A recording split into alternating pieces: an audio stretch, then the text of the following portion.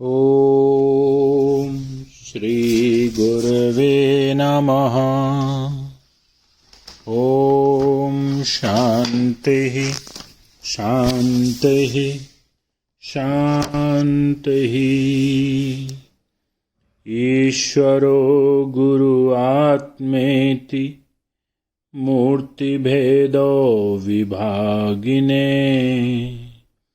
व्योमवत् व्याप्तदेहाय दक्षिणामूर्तये नमः। ॐ शान्तिः शान्तिः शान्तिः। प्रणाम भगवान।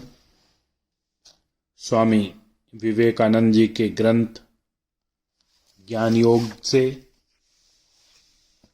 बहुत ही उत्तम चैप्टर है मनुष्य का सत्य और आभासमय स्वरूप, जो न्यूयॉर्क में दिया हुआ भाषण है।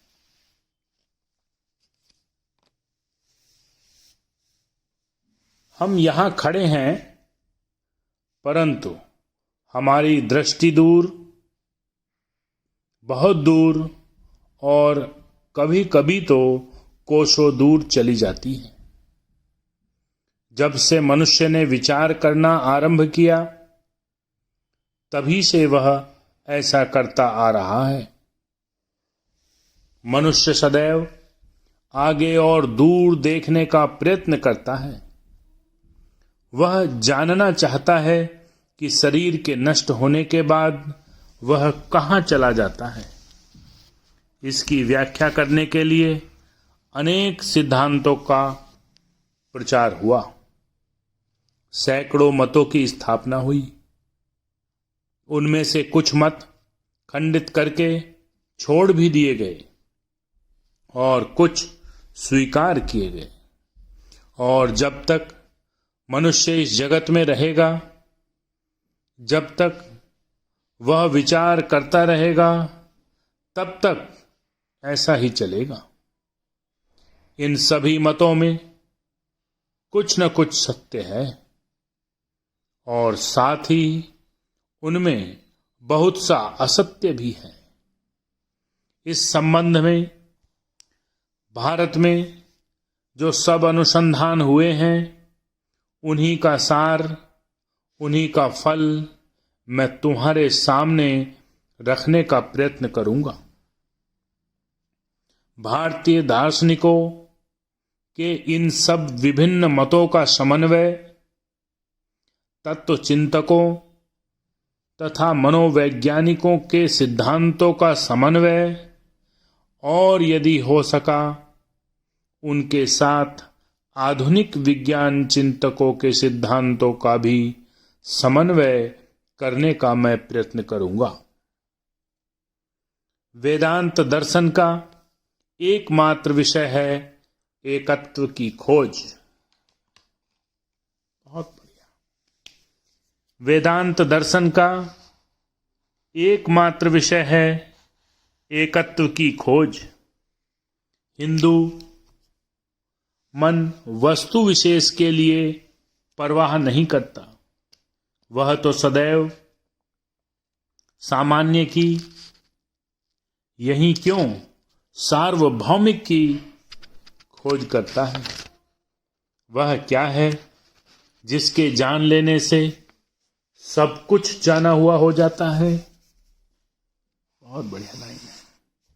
वह क्या है जिसके जानने से सब कुछ जाना जा सकता है। यही एक विषय वस्तु है। जिस प्रकार मिट्टी के एक ढेले को जान लेने पर मिट्टी से बनी हुई समस्त वस्तुओं को जान लिया जाता है, उसी प्रकार ऐसी कौन सी वस्तु है जिसे जान लेने पर समस्त विश्व को जाना जा सकता है। यही एक खोज है। हिंदू दार्शनिकों के मतानुसार समस्त जगत का विश्लेषण करके उसे आकाश में पर्यवसित किया जा सकता है। हम चारों ओर जो कुछ देखते हैं, अनुभव करते हैं, छूते हैं, आस्वादन करते हैं, हम सब इसी आकाश की विभिन्न अभिव्यक्तियां मात्र हैं।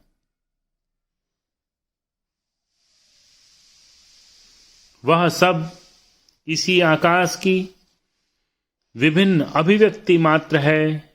यह आकाश सूक्ष्म और सर्वव्यापी है।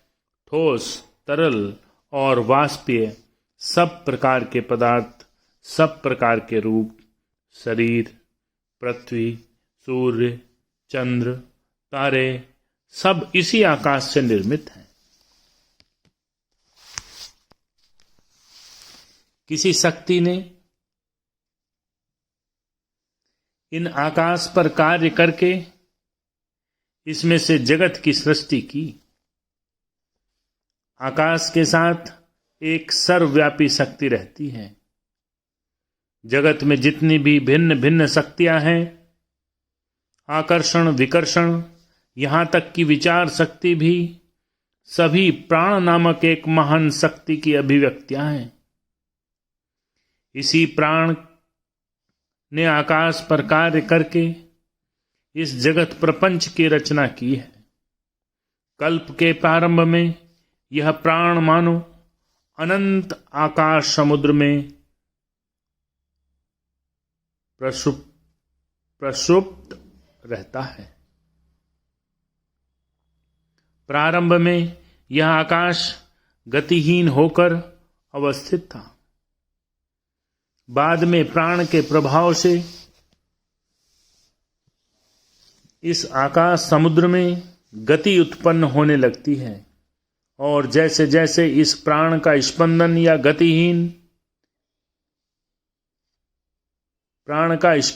गति होने लगती है, वैसे वैसे इस आकाश समुद्र में से नाना ब्रह्मांड, नाना जगत, कितने ही सूर्य, चंद्र, तारे, पृथ्वी, मनुष्य, जंतु, उद्भिज और नानाविध शक्तियां उत्पन्न होती रहती हैं। अतएव हिंदुओं के मत से सब प्रकार की शक्तियां प्राण की और सब प्रकार के भौतिक पदार्थ आकाश की अभिव्यक्तियां हैं। कल्पांत में कभी ठोस पदार्थ,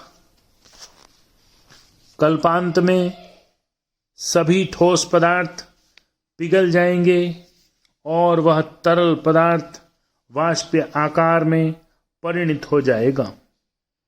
वह फिर तेज रूप धारण करेगा। अंत में सब कुछ जिस आकाश में से उत्पन्न हुआ था उसमें विलीन हो जाएगा और आकर्षण, विकर्षण, गति आदि समस्त शक्तियां धीरे धीरे मूल प्राण में परिणित हो जाएंगी। उसके बाद जब तक फिर से कल्प आरंभ नहीं होता, तब तक यह प्राण मानो निद्रित अवस्था में रहेगा। कल्प आरंभ होने पर वह जागकर पुनः नाना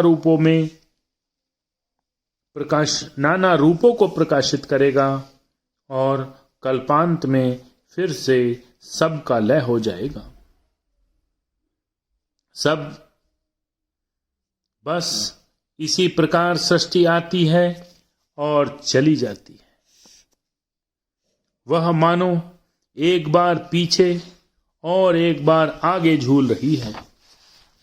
आधुनिक विज्ञान की भाषा में कहेंगे कि एक समय वह स्थितिशील रहती है और फिर गतिशील हो जाती है। एक समय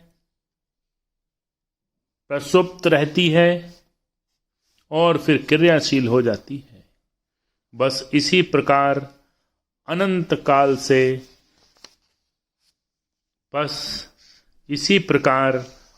काल से यह चला आ रहा है। इससे आगे कर लेंगे। ओम शांति शांति